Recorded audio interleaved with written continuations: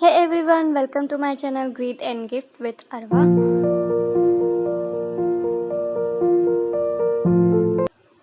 તો આજે હું લઈને આવી છું ન્યૂઝપેપરથી આપણે એક DIY ફ્રેમ બનાવવાના છે. તો ચાલો આપણે સ્ટાર્ટ કરીએ.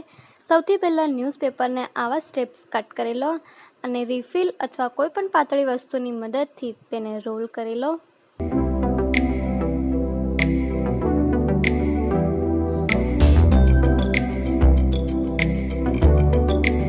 આવા મેં ઘણા બધા રોલ્સ તૈયાર કરી લીધા છે. તમારી ફ્રેમને સાઇઝના અકોર્ડિંગ રોલ્સ તૈયાર કરી લો. હવે વિડીયોમાં બતાવ્યા પ્રમાણે મેં ગોઠવી લીધા છે અને તેને ગ્લુ ગન વડે સ્ટિક કરી લઈશું. બધી જ સ્ટ્રીપ એકબીજા સાથે બરાબર ગ્લુ ગન વડે સ્ટિક કરી પાછળની સાઈડ આવી રીતે ઊભી સ્ટ્રીપ ગ્લુ ગન વડે સ્ટિક કરી લઈશું, જેથી ફ્રેમ આપણી વળી ના જાય. હવે ફ્રેમને આપણે કલર કરીએ. મેં અહીંયા એક્રિલિક કલરનો યુઝ કર્યો છે. બ્લેક કલરથી મેં આખી ફ્રેમ કલર કરી રહી છું. તમે કોઈ પણ કલર તમારા મનપસંદ યુઝ કરી શકો છો. આખી ફ્રેમ બરાબર કલર થવી જોઈએ, કોઈ પણ જગ્યાએ છોડતા નહીં. સાઈડમાં પણ બરાબર કલર કરી લેજો. બ્લેક કલરથી કલર કર્યા પછી એક્રિલિક પાવડર આવે છે આવું ગોલ્ડન કલરનું, કોઈ પણ સ્ટેશનરી સ્ટોરમાં મળી જશે. તેનાથી મેં ફ્રેમ પર ઇફેક્ટ આપી રહી છું.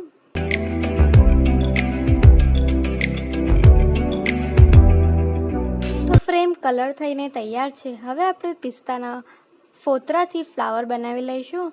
તેના માટે મેં સૌથી પહેલાં પિસ્તાના ફોતરાને ધોઈને સાફ કરી લીધા છે અને તેને સુકાવી દીધા છે. હવે વિડીયોમાં બતાવ્યા પ્રમાણે પિસ્તાના ફોતરા આવી રીતે ગોઠવી ગ્લુ ગન વડે સ્ટિક કરી ફ્લાવરનો શેપ તૈયાર કરી લઈશું.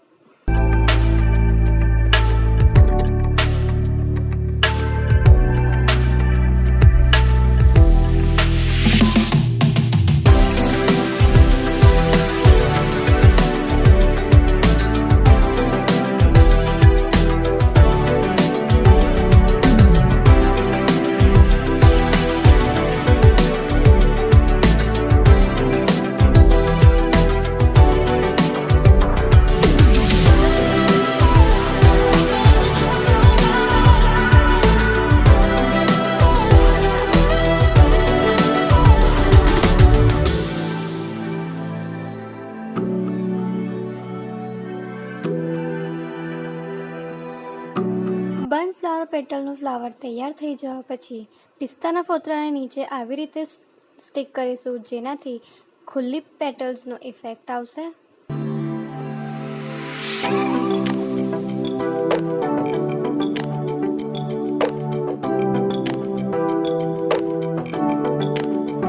આવી રીતે આપણું ફ્લાવર તૈયાર છે. આવા મેં 3 ફ્લાવર્સ તૈયાર કરી લીધા છે. હવે આપણે તેને કલર કરી લઈએ. તેના માટે મેં એક્રિલિક પેન્ટ યુઝ કર્યો છે. વ્હાઇટ એક્રિલિક કલરથી પિસ્તાના ફોતરાને મેં કલર કર્યો છે અને આના માટે મેં 2 કોટ આપ્યા છે. ફ્લાવર કલર થયા પછી થોડા પિસ્તાના ફોતરાને આવી રીતે મેં વ્હાઇટ બેઝ કલર કરીને તેને ઉપર ગોલ્ડન કલર કરી રહી છું, જે આપણે લીવ્સ માટે યુઝ કરીશું.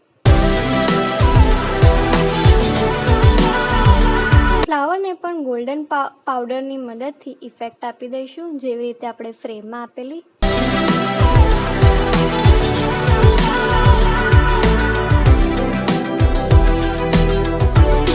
તો બધા ફ્લાવર્સ કલર થઈને તૈયાર છે. હવે આપણે OHP શીટ કોઈપણ સ્ટેશનરી સ્ટોર પર અવેલેબલ થઈ જશે.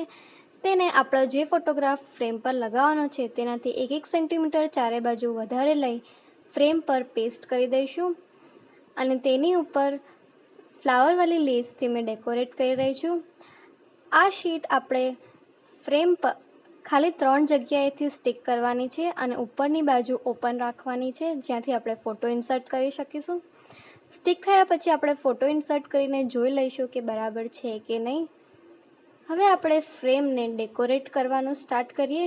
તેના માટે મેં 3 ફ્લાવર ફ્રેમની નીચેની બાજુ આવી રીતે સ્ટિક કરી રહી છું અને તેની આજુબાજુ આપણે ગોલ્ડન જે લીવ્સ તૈયાર કર્યા છે પિસ્તાના શેલ્સથી તેને ગોઠવી દઈશું.